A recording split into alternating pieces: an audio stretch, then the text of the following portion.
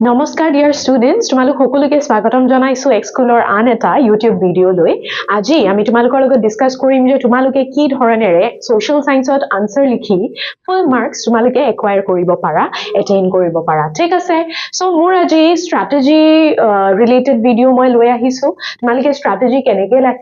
লবা তোমালোকে কেনেকৈ কোনটো ওৰিয়েন্টেশনত লিখিবা এই গুটেখিনি কথা যদি আমি এবাৰ ব্ৰিফলি ডিসকাস কৰিলো হয়তো তোমালোকৰ পৰীক্ষাত এই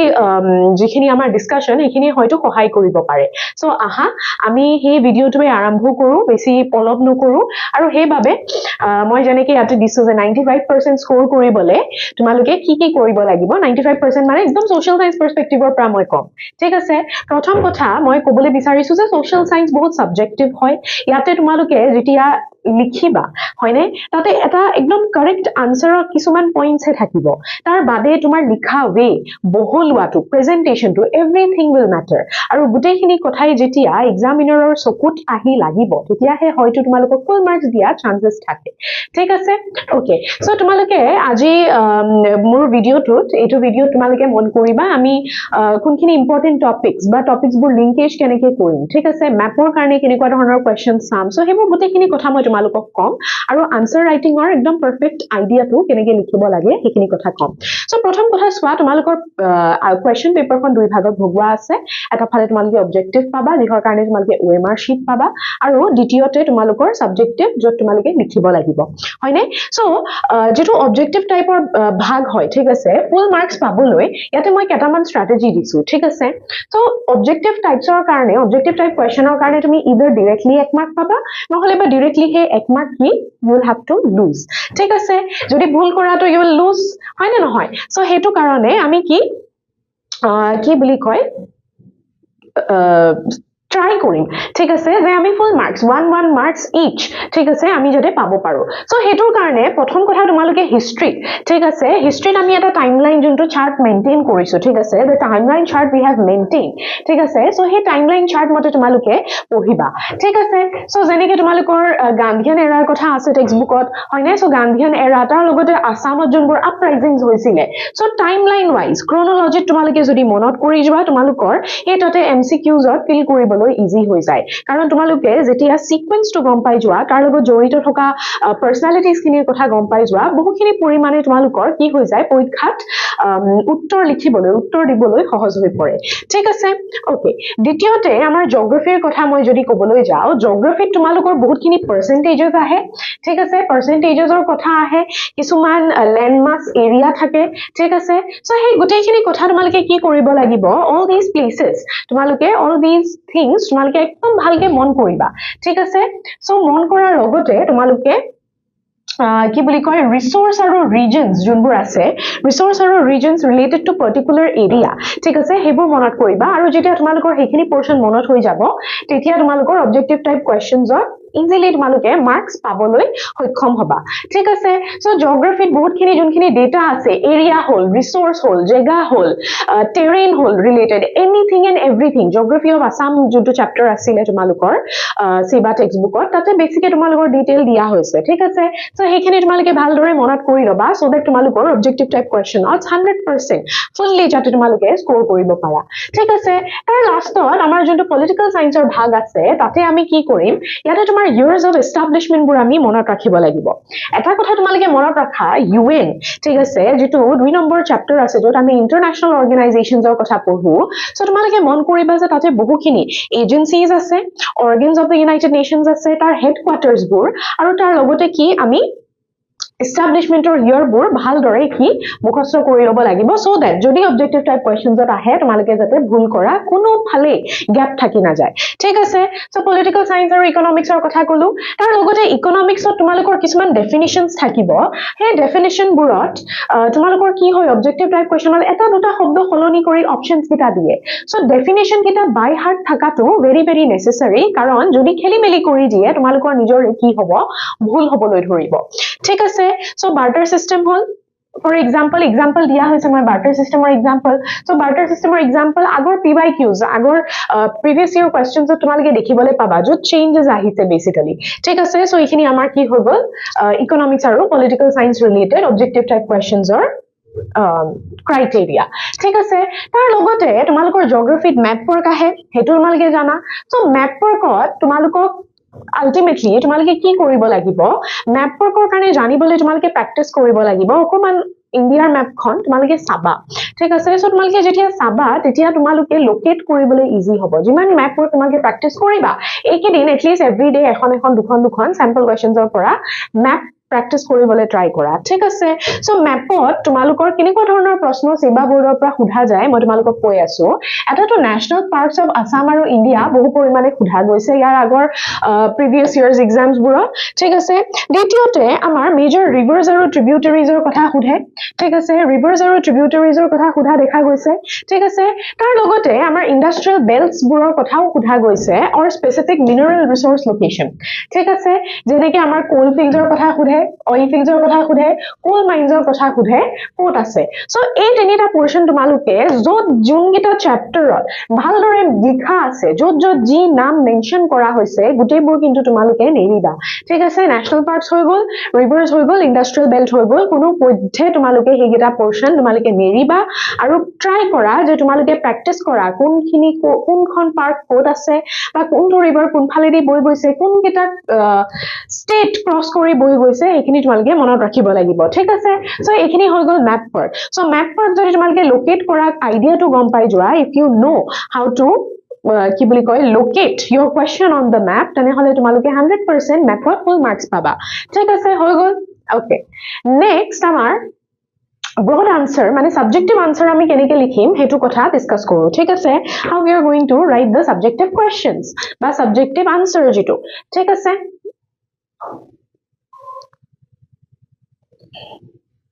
okay so তোমালোকৰ সোৱা social science ত তোমালোকে কেটামান এটা হৈছে যে আনসাৰ তোমালোকক কি ব্ৰড এণ্ড বেট লিখিব লগিয়া হয়নে একদম প্ৰিসাইজলি লিখিলেও নহয় তোমালোকক অকমান ব্ৰড ৱেট লিখিব লাগে ৰাইট সো হেতুৰ কাৰণে আমি এটা ইম্প্যাক্ট ফ্যাক্টৰ ইনক্লুড কৰিম ঠিক আছে we will include an impact factor ঠিক আছে so when writing about an event যেনেকৈ আমাৰ স্বদেশী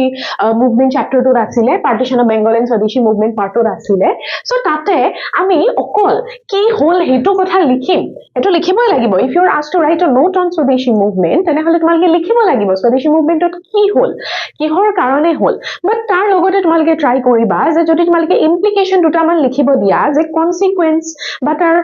ভাল ৰিজাল্ট কেনেকুৱা ধৰণৰ ৰিজাল্ট দিলে এই ইভেন্টটোৱে তেনেহলে তোমাৰ আনসাৰটোত এটা এড অন পইণ্ট হৈ যায় আৰু এক্সামিনাৰৰ কাৰণে সুবিধা হয় যে ভাল লাগে এক্সামিনাৰৰ ভাল লাগে পঢ়ি পেলাই so they might give you marks ঠিক আছে সো এটা আমি কি ইমপ্লিকেশন বা যেনেকুৱা পলিটিক্যাল consequence হল বা ইকোনমিক consequences হল ঠিক আছে সো হে ইমপ্যাক্ট বোৰ আমি যদি লিখিবলৈ ট্ৰাই কৰিম ঠিক আছে আনসাৰৰ ফৰমেটটো মই তোমালোকক কৈ দিম বাট তোমালোকে ইমপ্যাক্টৰ ফ্যাক্টৰটো যত ইমপ্লিকেশনস লিখিব লাগে it can be political economic any kind of implication কেনেকৈ এফেক্ট কৰিলে মানুহখিনি এইখিনি কথা তোমালোকে আনসাৰত এড কৰিব পাৰা ঠিক আছে এইখিনি পইণ্টস তোমালোকে কনক্লুজনৰ ভাগতো এড কৰিব পাৰা বা তাৰ আগেও এড কৰিব পাৰা ঠিক আছে so don't just write about what has happened in the event but তাৰ বাহিৰেও তোমালোকে তাৰ ৰিজাল্টটো লিখিবা ঠিক আছে এটা ব্যাকড্ৰপ দিব লাগিব তাৰ আগত কি হল তাৰ লগতে হল কি আসলতে প্ৰশ্নটোত যি কৰিছে হেতু লিখিবা আৰু লাষ্টৰ ফালে তাৰ ৰিজাল্টটো কি হল এইখিনি লিখিব লাগিব ঠিক আছে তাৰ লগতে আমি জিওগ্ৰাফি আৰু ইকোনমিক্স ইন্টাৰলিংকেজ কৰিব পাৰো ৰাইট জিওগ্ৰাফি আৰু ইকোনমিক্স ফৰ এক্সাম্পল ইন্টাৰলিংকেজ কেনেকৈ কৰিব পাৰিলো তোমালোকে সোৱা এটা চ্যাপ্টাৰত তোমালোকৰ ৰিসোৰ্সৰ কথা মেনশন কৰা হৈছে ইন বোথ জিওগ্ৰাফি আৰু ইকোনমিক্স সো তোমালোকে দুটাকে কানেক্ট কৰি তাৰ ডেফিনিশনস কানেক্ট কৰিলা সাপোজ তাৰ শব্দ কিছুমান কানেক্ট কৰিলা সো তেনেকৈ যদি কানেক্ট কৰি লিখা এক্সামিনাৰে গম পাইছে তুমি পঢ়িছা তোমাৰ বেটাৰ পাৰ্সপেক্টিভ আছে এটা ওপৰৰ ভিউৰ পার্সপেক্টিভ এটা আছে যেন তোমালোকে গম পাবা ঠিক আছে সো এটো হৈ গল তোমাৰ জিওগ্ৰাফি আৰু ইকোনমিক্সৰ কি বুলি কয় লিংকেজ ঠিক আছে তাৰ পিছত আৰু এটা তোমালোকৰ স্ট্ৰেটেজি হ'ব পাৰে কিছুমান তোমালোকে প্ৰিএম্বল বা কনস্টিটিউশনৰ পৰা কিছুমান কোটেশনস ইউজ কৰিব পাৰা ঠিক আছে কিছুমান কোটেশনস ইউজ কৰিব পাৰিলা ঠিক আছে নাইবা তোমালোকে যদি প্ৰিএম্বল বা কনস্টিটিউশনৰ কথা যদি তোমালোকে লিখিব খুজিছা you can begin with sentences like as enshrined in the Indian Constitution. ঠিক আছে, as enshrined in the Indian Constitution বুলি তোমালোকে begin কৰিব পাৰা। ঠিক আছে, তাৰ লগতে কিছুমান আৰু বেলেগ আৰ্টিকলছ তোমালোকে স্পেসিফাই কৰিব পাৰা। ঠিক আছে, যেনেকৈ আৰ্টিকল 370 হ'ল ফান্ডামেন্টাল ৰাইটছৰ কথা হ'ল। সো হেনেকে তোমালোকে কি আনসাৰত এটা kind of weight add on কৰিলা। সো যেতিয়া তোমালোকে ডেটা এড অন কৰিছা বা যেতিয়া তুমি কনস্টিটিউশনখন ৰেফাৰ কৰিছা, ইন দ্যাট সেন্স কি হৈ যায়, কি বুলি কয়, এক্সামিনাৰ্স খিনিয়ে গম পায় যে ষ্টুডেন্টস হ্যাভ studied well। ঠিক আছে, কাৰণ both ways তোমালোকে কি কানেক্ট কৰি আনসাৰ কৰিব পাৰিছা, ৰাইট? তাৰ লগতে তোমালোকে চোৱা প্ৰেজেন্টেশন কেনেকৈ কৰিবা। মই বাৰে বাৰে কলো যে presentation is one of the most important things that you will have to focus on। ঠিক আছে,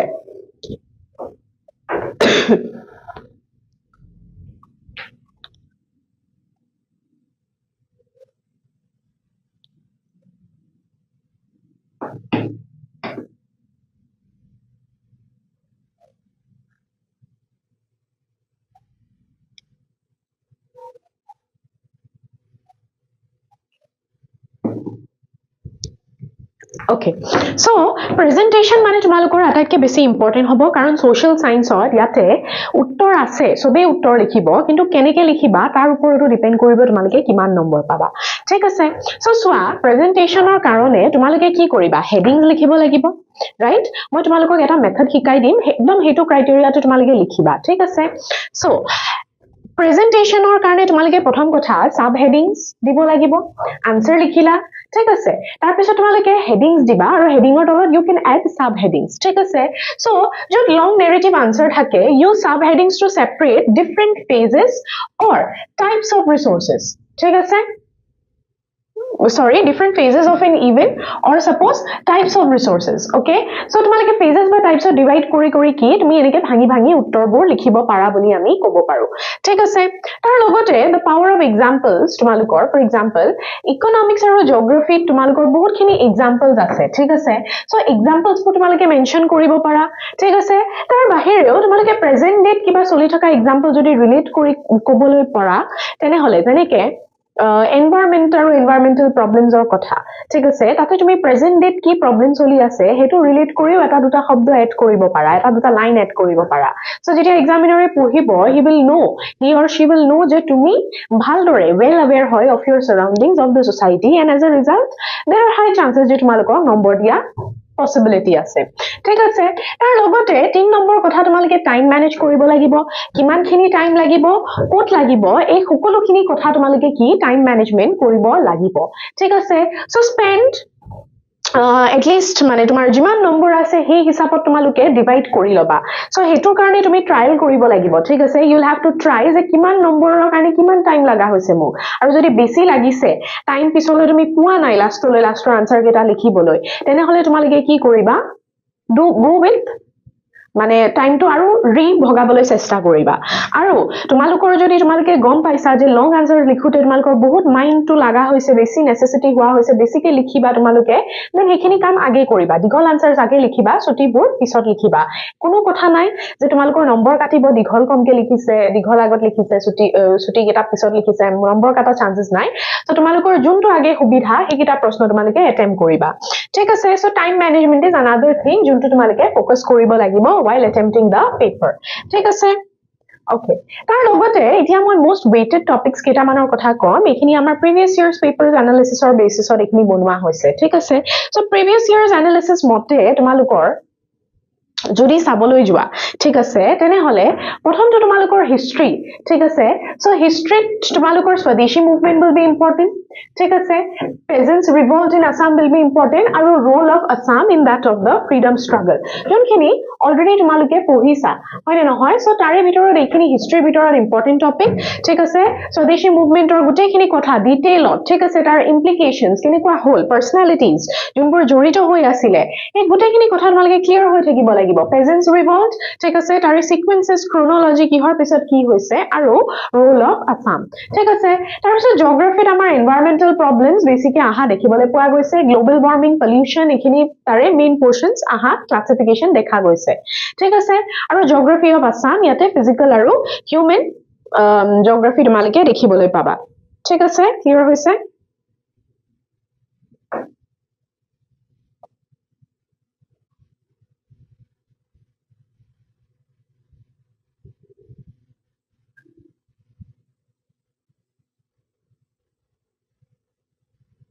Okay, তাৰপিছত আমাৰ পলিটিকেল সায়েন্সত ইন্ডিয়ান ডেমোক্ৰেসি প্ৰিএম্বলৰ পাৰ্ট আছে, তাৰ চ্যালেঞ্জেস আছে। সো প্ৰিএম্বল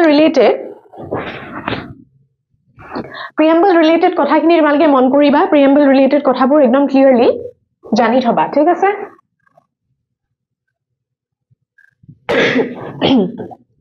তাৰ লগতে ইন্টাৰনেশ্যনেল অৰ্গানাইজেশনছৰ কথা মই অলৰেডি ক'লো, ইউএনৰ কথা মই অলৰেডি ক'লো যে ইউএনত তোমালোকে যেতিয়া ইউএনৰ কথা পঢ়িছা, ঠিক আছে? সো ইউএনৰ ইয়াৰ অফ এষ্টাব্লিশমেন্ট, তাৰ এজেন্সিজ, অৰ্গানছ একদম মুখৰ আগত মুখস্থ থাকিব লাগিব, সো দ্যাট তোমালোকে ভালদৰে আনসাৰছবোৰ এটেম্প কৰিব পাৰা। So these are important topics political সায়েন্সৰ পৰা, ঠিক আছে? তাৰপিছত ইকনমিক্সৰ কথা ক'লে মানি এণ্ড বেংকিং, ঠিক আছে? সেন্ট্ৰেল বেংক ৰিলেটেড বহুতখিনি কথা আহি গৈছে আগতে, দেৰ আৰ হাই চান্সেস এইবাৰো আহিব, ঠিক আছে? তাৰপিছত ইকনমিক ডেভেলপমেন্ট আৰু গ্ৰোথৰ সেকেন্ড চ্যাপ্টাৰটো অফ দ্য ইকনমিক্স, য'ত তোমালোকৰ ইকনমিক ডেভেলপমেন্ট আৰু গ্ৰোথৰ কথা দিছে, সেইখিনি কি হ'ব মোষ্ট ইম্পৰ্টেন্ট পাৰ্ট হৈ পৰিব, ঠিক আছে? This shall be the most important part, য'ত তোমালোকৰ যোনখিনি লাগিব, ঠিক আছে? সো এইখিনি হৈ গ'ল আমাৰ most weighted topic, so তোমালোকে চাই লবা। আৰু এইখিনি পোৰশন মই যোনখিনি ক'লো তাৰ পৰা হাই চান্সেস আছে এইগিটা টপিকৰ পৰা কোৱেশ্চনছ আহিবই আহিব, ঠিক আছে? সো কৰবাত যদি কিবা তোমালোকৰ থাকি গৈছে পঢ়িব এইগিটা টপিকছৰ ভিতৰৰ পৰা, দেন কাইন্ডলি তোমালোকে এইখিনি পঢ়ি লবা, ঠিক আছে? তাৰ পিছত তোমালোকে চোৱা আনসাৰটো তোমালোকে লিখিবা কেনেকে। আনসাৰ লিখাৰ যেটো প্ৰেজেন্টেশন টেকনিক মই ক'লো, তাক স্যান্ডউইচ ষ্ট্ৰাকচাৰত তোমালোকে বিল্ড কৰিব পাৰা। স্যান্ডউইচ মানে কি, দুখন ব্ৰেড থাকে, ব্ৰেডৰ মাজত কিবা এটা লগোৱা থাকে, হয় নে নহয়? সো সেই মাজৰ ভাগটো হ'ব তোমাৰ ৰিয়েল আনসাৰটো, আৰু যেটো ব্ৰেডৰ কথা ক'লো মই স্যান্ডউইচ, হয়নে? সো তাতে তোমালোকে কি কৰিবা, ইন্ট্ৰোডাকশন আৰু কনক্লুজন লিখিবা। সো এভৰি আনসাৰ তোমালোকৰ লং answer should be divided into 3 parts, ঠিক আছে? এই 3 parts তোমালোকে প্ৰথমটো ইন্ট্ৰোডাকশন এড কৰিবা, দ্বিতীয়তে তোমালোকৰ মেইন বডি হ'ব, আৰু তৃতীয়তে তোমালোকৰ কি কনক্লুজন হ'ব, ঠিক আছে? সো ইন্ট্ৰোডাকশনটো মানে কি, প্ৰথমে তোমালোকে ডাইৰেক্ট আনসাৰটো নিদিবা, ঠিক আছে? আনসাৰৰ অকমান কনটেক্সট দিবা, ঠিক আছে? স্বদেশী মুভমেন্টৰ কথা লিখিব দিছে ফৰ এক্সাম্পল, সো তোমালোকে তাৰ আগতে বেংগল পাৰ্টিশনৰ কথা অকমান ইন্ট্ৰোডিউস কৰি পেলাই তোমালোকে ক'ব পাৰা, ঠিক আছে? সো বেংগল পাৰ্টিশন ৰিলেটেড কথা ক'লা, তাৰ পিছত আমাৰ কি স্বদেশী মুভমেন্ট ইলাবৰেট কৰিবা ক'ত, বডি পাৰ্টত, ঠিক আছে? সো ইন্ট্ৰোডাকশন কেনেকে লিখিবা চোৱা, স্টাৰ্ট বাই ডিফাইনিং দ্য কোৰ concept method mention in the question, ঠিক আছে? সো যোনটো কোৰ কনসেপ্ট আছে ইন দ্য কোৱেশ্চন প্ৰথমে হেতু মেনশন কৰিবা, ঠিক আছে? কোৰ কনসেপ্ট আছে যোনটো প্ৰথমে হেতু মেনশন কৰিবা, ঠিক আছে? আৰু ইয়াতে do not jump straight from why or how, ঠিক আছে? do not jump why or how লৈকে, ঠিক আছে?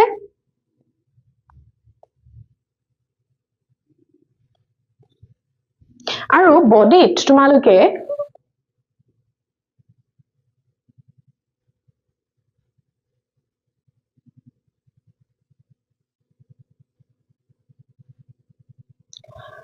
বডিক তোমালোকে কি কৰিবা, এক্সপান্ড কৰিবা, ঠিক আছে? যোনখিনি কোৰ কনসেপ্ট তোমালোকে ইন্ট্ৰোডাকশনত ইন্ট্ৰোডিউস কৰিলা সেইখিনি তোমালোকে কোৰ বডিত এক্সপান্ড কৰিবা, আৰু এই বডি পাৰ্টটোতে তোমালোকে হেডিংছ এণ্ড সাব হেডিংছ ইউজ কৰিব পাৰা, ইলাবৰেট কৰিব পাৰা, ঠিক আছে? তাৰ পিছত লাষ্টত তোমালোকৰ কনক্লুজন আহিব। কনক্লুজনত তোমালোকে এই যে আনসাৰটো লিখিলা সেই আনসাৰটোৰ সামাৰি এটা দিবা, যে এইটো ইভেন্টৰ কাৰণে এইখিনি হ'ল, ঠিক আছে? আৰু এইখিনিয়ে আমাৰ মানুহখিনিক এনেকে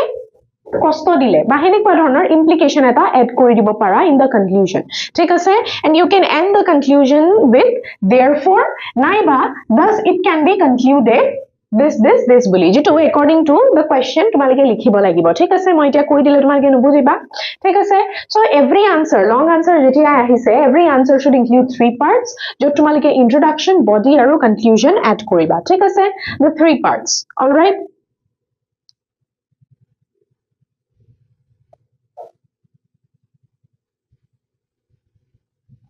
Okay, তাৰ লগতে কন্টেক্সচুৱেল ডিটেইলিংৰ কথা কৈছে তোমালোকক, ঠিক আছে? কন্টেক্সচুৱেল ডিটেইলিং য'ত তোমালোকে হিষ্টৰিকেল ইভেন্টছ অৰ আ সাইন্টিফিক প্ৰসেস কি কৰিব লাগিব তাক অকল আমি মেনশন নকৰো, বাট অকমান আমি ইলাবৰেট কৰি কম, ঠিক আছে? যে যদি এটা হিষ্টৰিকেল ইভেন্ট কৈছে, এই যে মেনশন দ্য কজেস বুলি কৈছে, কজেস মানে সাৰাউন্ডিং, মই যেটো ক'লো এটা বেকগ্ৰাউন্ড তোমালোকে দিব লাগিব, আৰম্ভ হোৱাটো কিহৰ কাৰণে হ'ল এটা বেকগ্ৰাউন্ড চেক এটা দিব লাগিব, যে কি হৈ আছিল ওচৰে পাজৰে, কন্ডিশনবোৰ কি আছিল যিহৰ কাৰণে এই পৰিস্থিতিটো আহি পৰিছেহি। সো কন্টেক্সচুৱেল ডিটেইলিং তোমালোকে দিব লাগিব, ঠিক আছে? Okay, তোমালোকে এনেকে suppose তোমালোকে expand কৰিছা ঠিক আছে non cooperation movement started in 1920. So the non cooperation movement launched under the leadership of Mahatma Gandhi in 1920 was a pivotal phase of the Indian independence struggle that sought to reduce British rule through non-violent means. অকমান বহলাই লিখিছো মই এইখিনি ঠিক আছে so তোমালোকে হে বহলুৱাটো কৰিব পাৰা কেতিয়াবা if you want ঠিক আছে আৰু যদি তোমালোকে ভাবিছা বেছি টান লাগে then first sentence to use কৰিব পাৰা ঠিক আছে okay next আমাৰ পিল মেথড এটা ইয়াতে দিয়া হৈছে যত আমি পইণ্ট এভিডেন্স এক্সপ্লেনেশ্যন আৰু লিংক ইউজ কৰিম সো মই তোমালোকক সেই স্যান্ডউইচ স্ট্ৰাকচাৰটোৱে ইউজ কৰিবলৈ কম ঠিক আছে বাট তোমালোকে এইটো ষ্ট্ৰেটেজিও এবাৰ চাব পাৰা যত তোমালোকে পইণ্ট আৰ্গুমেন্টছ বোৰ পেৰাগ্ৰাফৰ খলনি সৰি মেইন আৰ্গুমেন্টছ বোৰ তোমালোকে পইণ্টত দিলা ঠিক আছে তাৰ পিছত তোমালোকৰ এভিডেন্স হিচাপে তোমালোকে এক্সাম্পল দিব লাগিব কেনেকুৱা ধৰণৰ কোটেশনছ দিলা সাপোজ কনস্টিটিউশন ৰিলেটেড কোৱেশ্চন আহিছে সো কনস্টিটিউশনৰ লগত তুমি আৰ্টিকল এটা মেনশন কৰি দিলা তোমালোকৰ টেক্সটবুকত থাকা ঠিক আছে তাৰ লগত আমি এক্সপ্লেইন কৰিলো ঠিক আছে আৰু লাষ্টত আমি কি এটা লিংক বিল্ড কৰিব পাৰো ঠিক আছে so this is a way যে আমি কেনেকৈ আনসাৰটো ফৰ্ম কৰিব পাৰো ঠিক আছে সো হে লিংকটোৰ কথা যে মই কলো কনফিউজ নহবা লিংক বুলি কোৱাৰ লগে লগে লিংক মানে হৈছে ওপৰৰ পেৰাগ্ৰাফটোৰ লগত নেক্সট পেৰাগ্ৰাফটো আমি এটা কানেকচন এটা বিল্ড কৰিব লাগিব হঠাৎ চেঞ্জ কৰি বেলেগ এটা কনটেক্সট লিখি দিয়াটো বেছি ভাইবল নহয় সো আমি এটা লিংকেজ বিল্ড কৰিব লাগিব ঠিক আছে so that we can go back to the question ঠিক আছে ওকে সো এটা ভোকাবুলাৰি মই যে প্ৰেজেন্টেশনৰ কথা কলো প্ৰেজেন্টেশনত তোমালোকৰ নিটনেস লাগিব ভালদৰে গুড হ্যান্ডৰাইটিংত সাফাকে লিখিব লাগিব ঠিক আছে বৰ্ডাৰ্স বনাবা পেৰাগ্ৰাফ ক্লিয়াৰলি চেঞ্জ কৰিবা ঠিক আছে একো খেলিমেলি নকৰিবা আৰু কি বুলি কয় good handwriting is also very important when it comes to presentation ঠিক আছে আৰু লগতে আমি ভোকাবুলাৰিৰ কথা কও ভোকাবুলাৰি মানে বুজিছা তোমালোকৰ শব্দকোষখন কেনেকৈ তোমালোকে ব্যৱহাৰ কৰিবা হেতু কথাই আৰু আলটিমেটলি ঠিক আছে সো ইংলিশত তোমালোকে সোশ্যাল সায়েন্সত যদি তোমালোকৰ ল্যাঙ্গুৱেজটো বেটাৰ কৰিব খুদিছা কিছুমান এনেকুৱা শব্দ আছে হেবোৰ শব্দ তোমালোকে ৰিপ্লেস কৰিব পাৰা উইথ ইট সিনোনিম সাপোজ মই ইয়াতে লিখিছো এবাউট ইম্পৰ্টেন্ট ঠিক আছে সো তোমালোকৰ ইমানটা যে কোৱেশ্চন থাকিব 5-6টা কোৱেশ্চনত তোমালোকে ইম্পৰ্টেন্ট লিখিব লাগিবই হয় নহয় so instead of writing important তোমালোকে বেলেগ বেলেগ শব্দ ব্যৱহাৰ কৰিব পাৰা instead of important like crucial paramount significant ঠিক আছে such as crucial paramount বা কি significant ঠিক আছে সো these are কি হ'ব important type of কি বুলি কয় vocabulary enhancement বুলি মই কম ঠিক আছে সো তোমালোকে vocabulary টো কি ইমপ্ৰুভ কৰিব পাৰিবা ঠিক আছে তাৰ পিছত ইয়াতে ইন্টিগ্ৰেল কোটস কিছুমান হিষ্ট্ৰি পেপাৰ মানে হিষ্ট্ৰি বুকখনতে তোমালোকৰ কিছুমান কোটেশনছ দিয়া আছে পলিটিক্যাল সায়েন্সতো দিয়া আছে সেই কোটেশনছ বোৰ তোমালোকে আনসাৰ স্টাৰ্টিংত বিগিনিংত ইন্ট্ৰোডাকচন ভাগত লিখিব পাৰা ঠিক আছে আৰু এটা কথা মই যে স্যান্ডউইচ মেথডৰ কথা কলো introduction বুলি তোমালোকে লিখিবা মেনশন যে এই প্যাৰাগ্ৰাফটো ঠিক আছে মেনশন যে এই প্যাৰাগ্ৰাফটো ইন্ট্ৰোডাকচন হয় এই ইন্ট্ৰোডাকচনত তোমালোকে সাপোজ 4টা লাইন লিখিলা ঠিক আছে তাৰ পিছত মেইন বডিত তোমালোকে সাব হেডিংছ বোৰ দিব পাৰা ঠিক আছে ফৰ এক্সাম্পল তোমালোকে স্বদেশী মুভমেন্ট বুলি লিখিলা ঠিক আছে তাতে পইণ্ট ওয়াইজ তোমালোকে 1 2 3 এনেকে তোমালোকে লিখি গৈ থাকিব পাৰা ঠিক আছে পইণ্ট গিটা নহলেও হ'ব বাৰু ঠিক আছে সো হেডিং আৰু সাব হেডিং তোমালোকে দিব লাগিব ঠিক আছে হেডিং আৰু সাব হেডিং তোমালোকে দিবা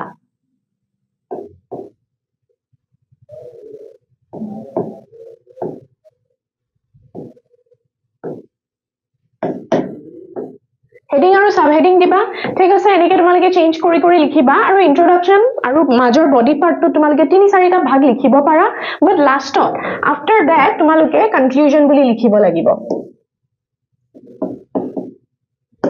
ঠিক আছে কনক্লুজন বুলি তোমালোকে লাষ্টত ফিনিশ কৰিবা ঠিক আছে you will have to write about conclusion আৰু কি ফিনিশ কৰিবা ঠিক আছে ক্লিয়াৰ হৈছে ওকে তাৰ লগতে আমাৰ ভিজুৱেল এংকাৰ্স খিনিৰ কথা দিয়া হৈছে প্যাৰাগ্ৰাফ ব্ৰেক কৰিব লাগিব তাৰ পিছত যোনবোৰ কি টাৰ্মছ আছে এটো অনাদাৰ ইম্পৰ্টেন্ট থিং হয় প্যাৰাগ্ৰাফ ব্ৰেক কৰাটো মই অলৰেডি ক'লো আৰু কি ওয়াৰ্ডছ কিছুমান আছে ঠিক আছে যেনে কি তোমালোকৰ স্বদেশী মুভমেন্ট লিখিলা তাতে মহাত্মা গান্ধীৰ কথা সাপোজ তোমালোকে লিখিলা সৰি নন কোঅপাৰেশন মুভমেন্টৰ কথা সাপোজ লিখিলা মহাত্মা গান্ধীৰ কথা লিখিলা ঠিক আছে বা তোমালোকৰ সাপোজ সিভিল ডিসঅবিডিয়েন্সৰ কথা আহিছে মহাত্মা গান্ধীৰ কথা লিখিলা দাণ্ডি মাৰ্চ তোমালোকে আন্ডাৰলাইন কৰিবা দেন তোমালোকৰ সাবৰমতি আন্ডাৰলাইন কৰিবা হয় না নহয় সো হেবোৰ সল্ট লজ আন্ডাৰলাইন কৰিবা সো কি পইণ্টছ বোৰ এনেকুৱা শব্দ হয় যোন কেটা নোহোৱাকে তোমালোকে আনসাৰটো লিখিব নোৱাৰা সো সো যোনকেইটা শব্দ নোহোৱাকৈ তোমালোকে আনসাৰটো লিখিব নোৱাৰা those words should be underlined well ঠিক আছে সো সেই শব্দকেইটা কি তোমালোকে আন্ডাৰলাইন কৰিবা ঠিক আছে ওকে ওকে সো এইখিনি তোমালোকৰ ইমানখিনি ইম্পৰ্টেন্ট নহয় সো এইখিনি তোমালোকৰ স্কিম কৰি লিখা ষ্টাইলটো মই কৈছো তোমালোকে এটোত ইমান এটা ফোকাস কৰিব নালাগে ষ্টিল তোমালোকে যেতিয়া নেৰেটিভ ষ্টাইলত লিখিব লাগিব বুলি মই মেনশন কৰিছো চোৱা নেৰেটিভ ষ্টাইলত লিখিবা অলপ কন্টিনিউটিটো মেইনটেইন কৰিবা ইফাল ইফাল শিফট হৈ না যাবা ঠিক আছে ইফাল ইফাল শিফট হৈ না যাবা আৰু তাৰ লগতে যদি তোমালোকৰ ডেটা আছে হাতত ঠিক আছে নাম্বাৰস আছে ডেটা আছে কাইন্ডলি হে নাম্বাৰস বা ডেটাবোৰ ইউটিলাইজ কৰিবা ইউজ কৰিবা আৰু হেবোৰ কি লিখিবা ঠিক আছে হেবোৰ তোমালোকে আনসাৰছত এড কৰিবা সো ইন দ্যাট কেস তোমালোকৰ কি হ'ব আনসাৰটো ডেটা হেভি হ'ব আৰু ডেটা হেভি হলে তোমালোকৰ আনসাৰটো ভালো দেখিব প্ৰেজেন্টেশনটো ভাল হ'ব বুলি তোমালোকে ক'ব পাৰা ঠিক আছে ওকে সো আন্ডাৰলাইনিং কৰিব দিছে ঠিক আছে ৰিকুৱায়াৰ্স তাক সাইন পোস্টিং বুলি কোৱা হয় আন্ডাৰলাইন কৰিবা কিৱৰ্ডছ বোৰ মই যেনেকৈ ক'লো কিৱৰ্ডছ বোৰ কোনবোৰ হয় যোন কেটা শব্দ নোহোৱাকৈ তোমালোকে আনসাৰটো কি বুলি কয় গঠন কৰিব নোৱাৰা যিহেতু তোমালোকে আনসাৰটো ফ্ৰেম কৰিব নোৱাৰা যোন কেটা শব্দ নোহোৱাই সেই কেটা শব্দ তোমালোকে মাষ্ট আন্ডাৰলাইন কৰিবই লাগিব ঠিক আছে এম আই ক্লিয়াৰ হ'ব ওকে ঠিক আছে তেনেহলে thank you so much for watching the video I hope তোমালোকৰ পৰীক্ষা ভালে ভালে যাওক আৰু তেনেকে তোমালোকে নতুন নতুন ভিডিওস এক্সপ্লোৰ কৰি থাকা এক স্কুলত ঠিক আছে তেনেকে আকৌ নেক্সট এটা ভিডিওত আমি নিশ্চিত ৰূপে লগ পাম তেতিয়ালৈ thank you so mass stay safe stay healthy আৰু তোমালোকে ৰিভাইজ কৰি থাকা ভালদৰে ধন্যবাদ আশা কৰোঁ আজিৰ ভিডিঅ'টি আপোনালোকৰ বাবে সহায়ক হৈছে যদি আপুনি এই বিষয়টো আয়ত্ত কৰিব বিচাৰে আৰু আগবাঢ়ি যাব বিচাৰে তে আমাৰ কম্প্ৰিহেনসিভ কোৰ্সসমূহৰ এনৰোলমেন্ট ইতিমধ্যে আৰম্ভ হৈছে পলম নকৰি আমাৰ ডেসক্ৰিপচনত থকা লিংকটোত ক্লিক কৰক অথবা আমাৰ লগত যোগাযোগ কৰিব পাৰে